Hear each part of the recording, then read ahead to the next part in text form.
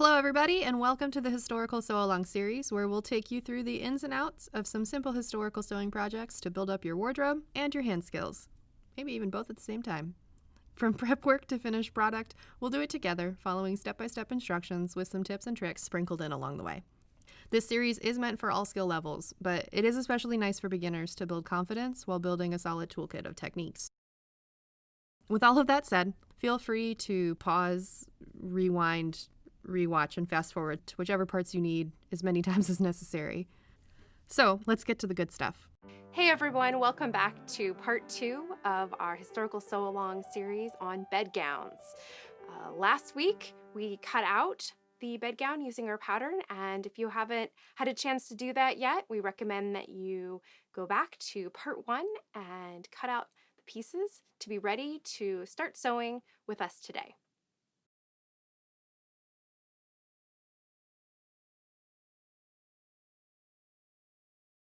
We're going to start this week by attaching our cuffs to the body of the bedgown.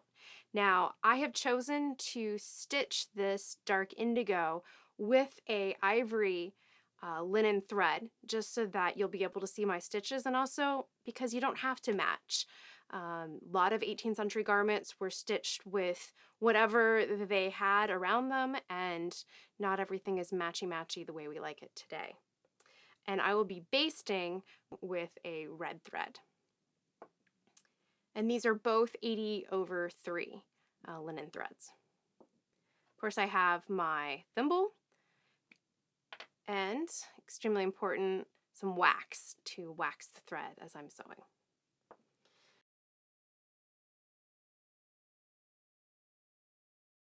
All right, now we're going to take one of the long ends of the cuff and lay right sides together with the seam facing to the wrong sides here. And I'm gonna put this together with a few pins before I baste together. I'm leaving about 1/4 of an inch overhang here for the seam allowance for doing a flat felled seam.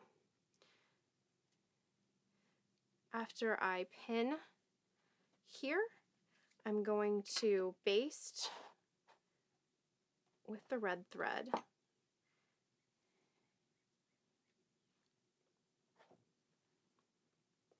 This is where everyone gets to watch me try to thread a needle for 5 minutes. Even though if the camera wasn't on me, I would do it in a second. All right, working here from the inside of the sleeve with the overhang away from the center of the bedgown, I'm going to baste just below where I want to have my seam be on the bedgown.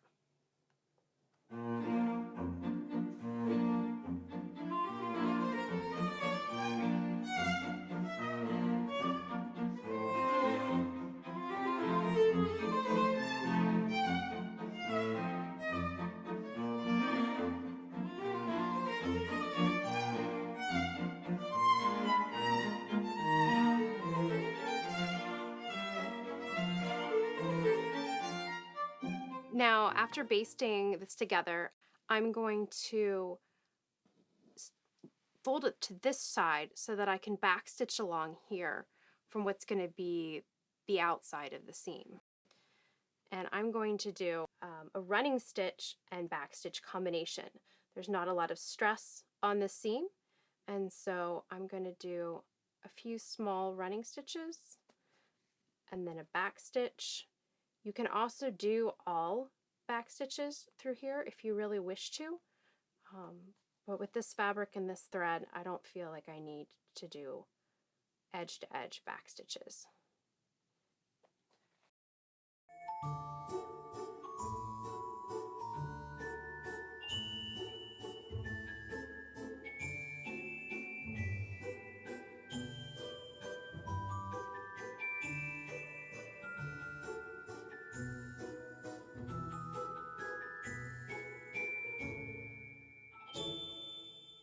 You're going to flip this back over after you put your backstitch seam in, and we're ready to now fold over the overhang so that we can fell the seam down. You can finger press this over if you want. I like to baste it just because it's going to have a lot of tension on it as I'm opening up the seam and stitching. So just put a quick large basting stitch in.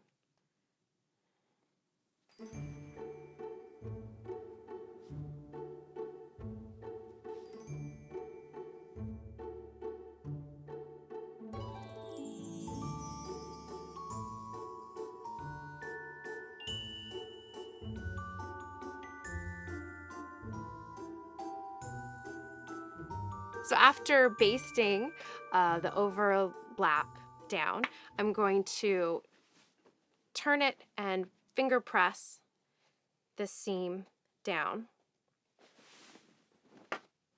towards the wrist.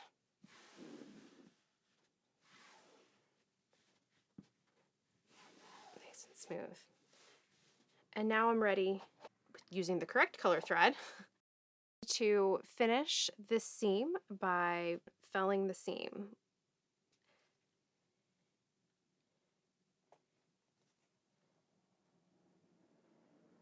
And since there's not a lot of stress on the seam, I'm doing about maybe 6 to 8 stitches to the inch.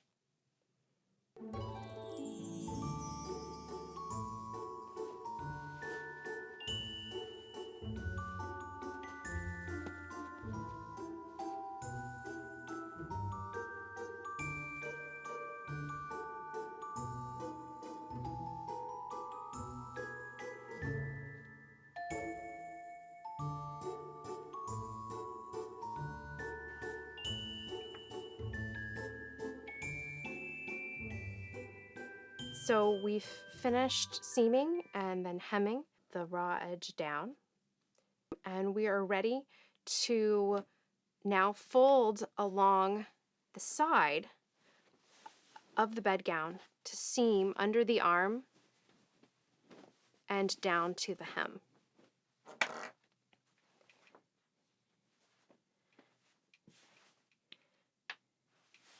Now to do this, I'm going to first match up the seams that I just stitched, staggering it about 1/4 inch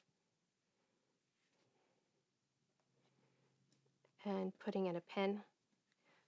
I'm going to go down to the end of the sleeve, the bottom of the cuff, and pin there. And then I can continue all along the side of the bedgown down to the hem.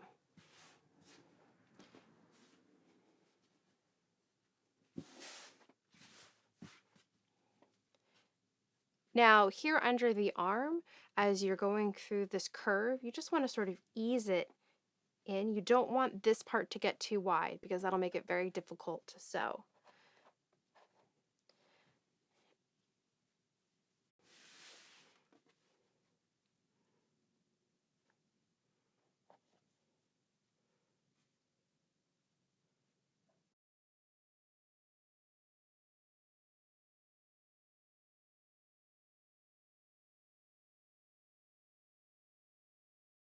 After pinning the sides to how you like, whether it's 1/4 inch or 3/8 or up to a half, we're then ready to baste the entire length together. You could just leave it pinned and start back stitching at this point. Because it's such a long bit of stitching to do, I prefer to put the basting in.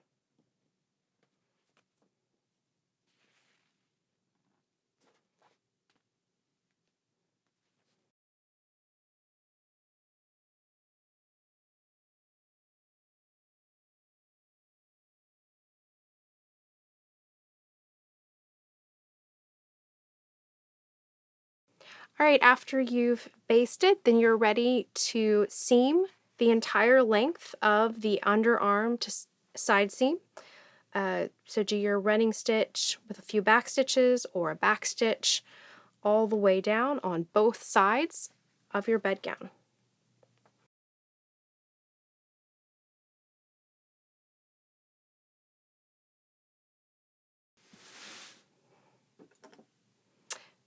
After you finish seaming the entire length, you are ready to take out your basting and do the same thing that you did on your sleeve seam here by folding the overlap over the raw edge, basting it down, or simply finger pressing it down,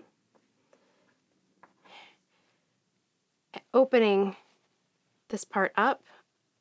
And here's the fun part: you get to stick your hand through a huge pile of fabric. I would recommend coming through the neck and just get this bit basted up.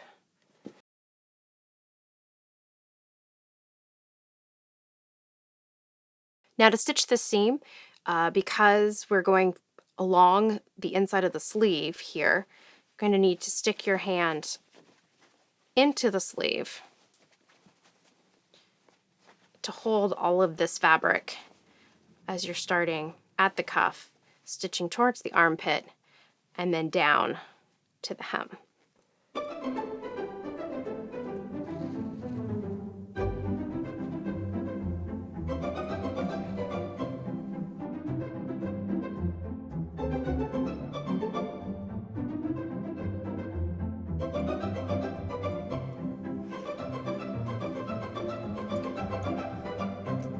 Now that we've finished both of the side seams, we are ready to hem the cuffs of the sleeve. So I'm going to fold it up 1/4 of an inch, and you can pin or baste. I am simply going to finger press, and then I'm going to fold it a second time so that we're using up 1/2 an inch seam allowance. And I'm going to do that all the way around the cuff.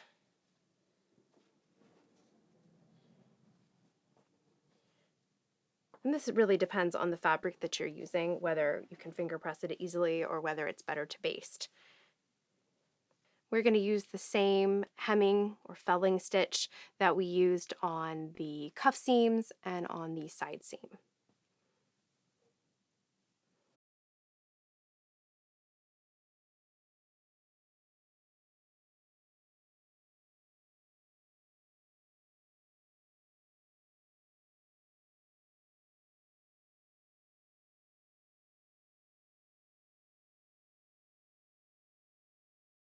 So that's the end of part 2 of our bedgown sew along. And next week in part 3, we will be hemming the center front of the bedgown as well as the bottom edge. And we'll be putting in the collar piece to finish the neckline of your bedgown. And that will be it.